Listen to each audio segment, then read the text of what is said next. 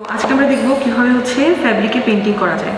তো নরমালি আমরা দুই টাইপের কালার ইউজ করতে পারি, একটা হচ্ছে অ্যাক্রিলিক আর একটা হচ্ছে অ্যাক্রামিন।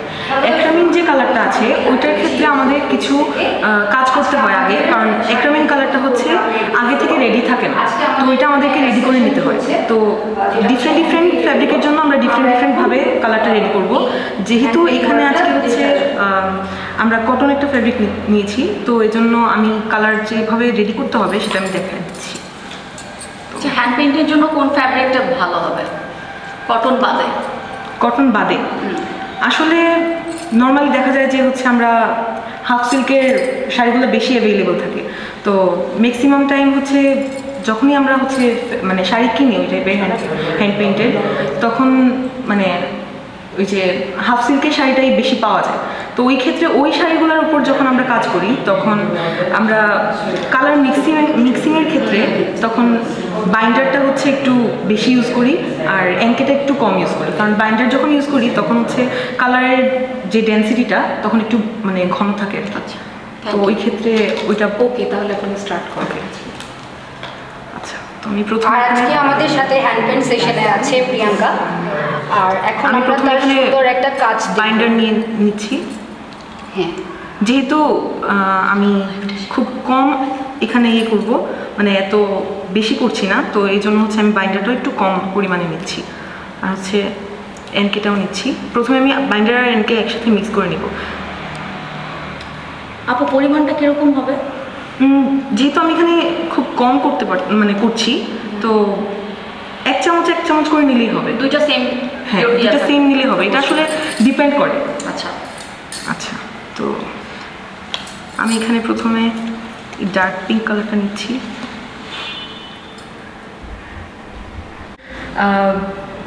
একটা নতুন মাত্রা যোগ করে, কারণ গিয়ে যখন একটা প্লেন শাড়ির উপর আমরা একটা এনরিচমেন্ট করতে যাই তখন বেসিক্যালি আমার মাথায়, কারণ আমি অনেক পেন্টিং করি, তো বেসিক্যালি আমার মাথায় আসবে প্রথমেই আমি শাড়ির উপর একটা হ্যান্ড পেন্টিং করবো সুন্দর করে। তারপরে এটার উপর যদি আমি আরও কিছু এনরিচমেন্ট করতে যাই, আমি কিছু সিকোয়েন্স ইউজ করতে পারি, ওখানে কিছু পুঁথি আছে ওই টাইপের জিনিসগুলো অ্যাড করতে পারি, যেটা শাড়িটাকে আরও সুন্দর করে প্রেজেন্ট করবে। হ্যান্ড পেইন্টের শাড়ি আমরা কোথায় কোথায় পরতে পারি, কোন ধরনের অকেশন? যেমন পহেলা বৈশাখের জন্য, সামনে যে পহেলা বৈশাখ আসছে, এখানে কি হ্যান্ড পেইন্টের শাড়িটা কেমন আপনার কাছে মনে হয়? হ্যাঁ, হ্যান্ড পেইন্টের শাড়ি পহেলা বৈশাখে তো পরাই যায়, কারণ আমরা ছোটোবেলা থেকেই দেখছি যে হ্যান্ড পেইন্ট জিনিসটা অনেকভাবে প্রেজেন্ট করছে বাংলা, মানে আমাদের বাংলাকে, বাংলার মানে ঐতিহ্যকে। আচ্ছা, পহেলা ফাল্গুন, তারপর ভালোবাসা দিবস, তারপরে আমরা যদি ধরি যে আরও বাঙালি যে বিভিন্ন কালচারাল প্রোগ্রাম আছে, এই প্রোগ্রামগুলোতে হ্যান্ড পেইন্ট আমরা ওখানে শাড়ির মধ্যে দিতে পারি। যেমন বসন্তের সময়টা অনেক মানে অনেক সুন্দর ফুল থাকে, কাছে কালার থাকে অনেক, তো আমরা বসন্তের মাধ্যমে আমরা আরো কালারফুলি শাড়িটাকে। এখানে সামনে আমরা আরেকটা পেইন্টিং দেখছি, এটা যদিও এটা সুমি করেছে, আমাদের এখানে সুমি, এই কালেকশনগুলো সুমি। তো দেখেন এখানেও কিন্তু নারীকে আসলে শাড়িতেই অনেক সুন্দর লাগে না? আমাদের প্রোগ্রামের নাম তো শাড়ি নীতিকথা, তো আমরা আজকে শাড়ি নীতিকথাতে আমরা দেখছি যে হ্যান্ড পেইন্টটা আমরা শাড়িতে কিভাবে করতে পারি। আমরা রাখলাম এখানে সুমির পেইন্টিংটা। রাজশাহীতে যে আলপনা গ্রামের ওখানে মহিলারা বাড়ির দেয়ালে রং করছে, আমরা যদি ওই মহিলাদেরকে কাজে লাগাতে পারি, যেমন বাড়ির দেয়ালে তারা সৌন্দর্য বর্ধনের জন্য এটা করছে, একটা শিল্পশৈলী, কিন্তু এটা দিয়ে তাদের ইকোনমিক কোনো ব্যালেন্স তৈরি করছে না।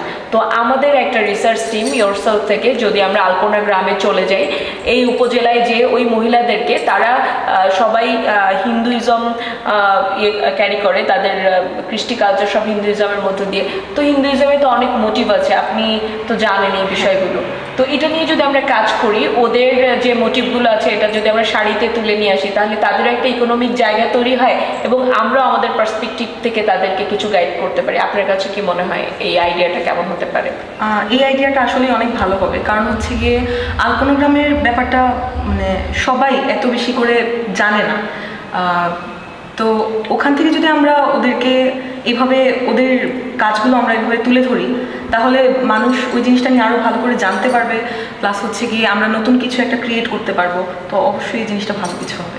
আমরা কাজটা আপনাকে নিয়েই করতে চাই এবং আপনার সাথে আমাদের আরও টিম মেম্বার থাকবে, সাথে আমরাও থাকবো। আমরা ইয়োরসেলফ রিসার্চ সেন্টার থেকে এরকম একটা রিসার্চ প্রজেক্ট আমরা পহেলা বৈশাখের আগেই করতে চাই। এটা তো অনেক ভালো একটা ব্যাপার, তো অবশ্যই আমিও এক্সাইটেড ওই ব্যাপারটা নিয়ে। অবশ্যই আমি ট্রাই করব। আমরা মাটির ঘরে যে শাড়ির নকশা করবো, ওদের কাছেও আমার মনে হয় খুব ভালো লাগবে বিষয়টা। হ্যাঁ, এবার